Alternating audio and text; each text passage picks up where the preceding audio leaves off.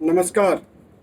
आज हम कुछ बैठ कर के करने वाली एक्सरसाइज की तरफ अपना ध्यान खींचेंगे। तो उन एक्सरसाइज को करने का प्रयास करते हैं।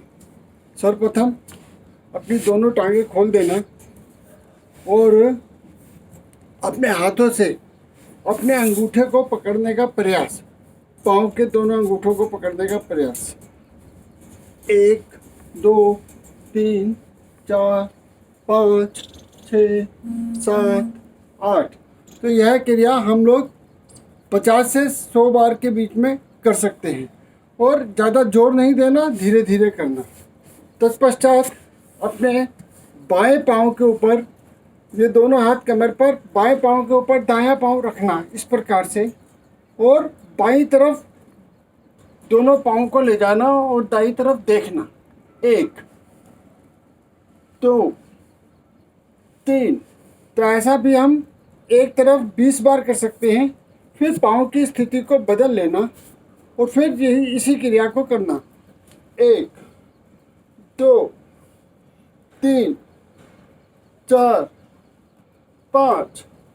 तो जो हमारे साइड का जो फैट है, जो बहुत मुश्किल से जाता है, उससे भी हमें मुक्ति मिल जाएगी और हमारे पाँव की वार्म अप एक्सरसाइज भी हो जाएगी। तीसरी एक्सरसाइज बहुत आसान है। हम लोग पाँव खोल करके मुट्ठी इस प्रकार कस के हम लोग चक्की चला सकते हैं।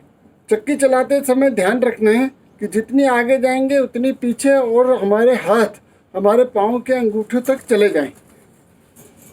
1 2 3 4 5।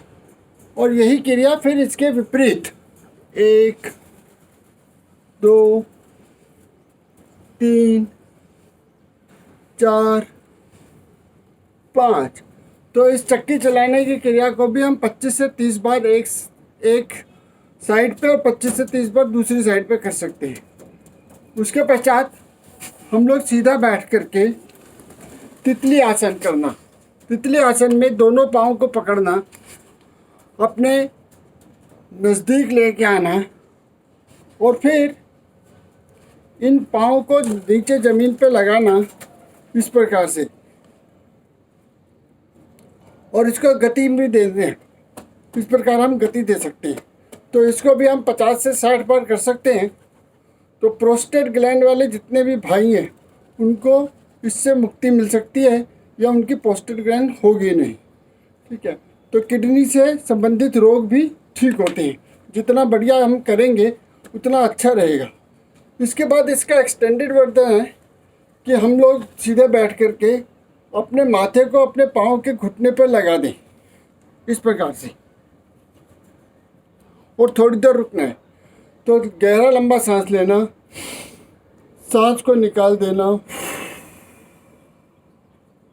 और पाँव के माथे को अपने अंगूठों पर लगा देना। प्रयास करना कि अंगूठों से आगे भी अगर ज़मीन पे लग जाए तो और अच्छा है।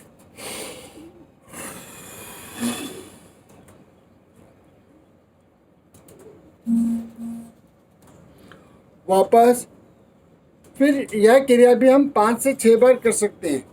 इसी के साथ बैठे बैठे हम लोग बच्चा आसन भी कर सकते हैं। बच्चा आसन में दोनों हाथ लेना, साइड पे लेना, ऊपर ले जाना और फिर धीरे से बिल्कुल हाथों को ज़मीन पर लेटा देना इस प्रकार से, और माथे को ज़मीन पर रख देना।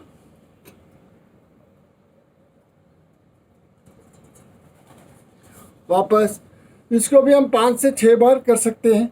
और अगर ये सांस की क्रिया के साथ करेंगे, यानी कि गहरा लंबा सांस लेना, सांस को निकालना और फिर करना,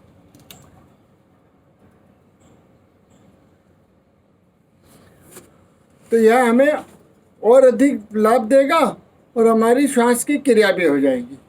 इसके बाद दोनों पाँव लंबे करना और पश्चिमोत्तानासन करने का प्रयास। दोनों हाथ ऊपर और इस प्रकार से पाँव को के अंगूठों को छूना, और पाँव के अंगूठों को छूते हुए थोड़ी देर बैठना और फिर अपने माथे को अपने पाँव के घुटनों पर लगा देना, इस प्रकार का प्रयास।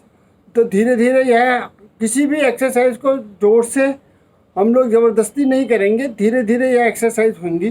ठीक है, कई बार हम पाँव के अंगूठों को नहीं पकड़ पाते, तो उसके लिए एक सरल उपाय है, अगर उसकी प्रैक्टिस करें तो अच्छा है कि सीधा लेटकर और फिर पाँव इस प्रकार से आना।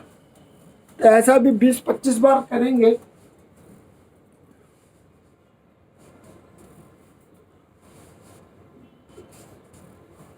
और 20-25 बार करेंगे रोज़, तो हमारी धीरे धीरे प्रैक्टिस हो जाएगी।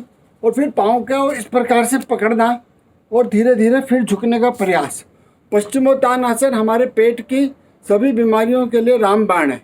अगर नहीं हम उसको नहीं पकड़ सकते पाँव के अंगूठों को, तो यहाँ से पंजों को पकड़ना और फिर माथे को लगा देना। तो बहुत सरल है, परंतु प्रैक्टिस से ही यह होगा। तो आज के लिए हम लोग इतने ही योग करते हैं। कल हम खड़े होकर के करने वाले कुछ योग, जिनमें पाँव की एक्सरसाइज और हाथ की एक्सरसाइज हो, ऐसे योग करेंगे। नमस्कार।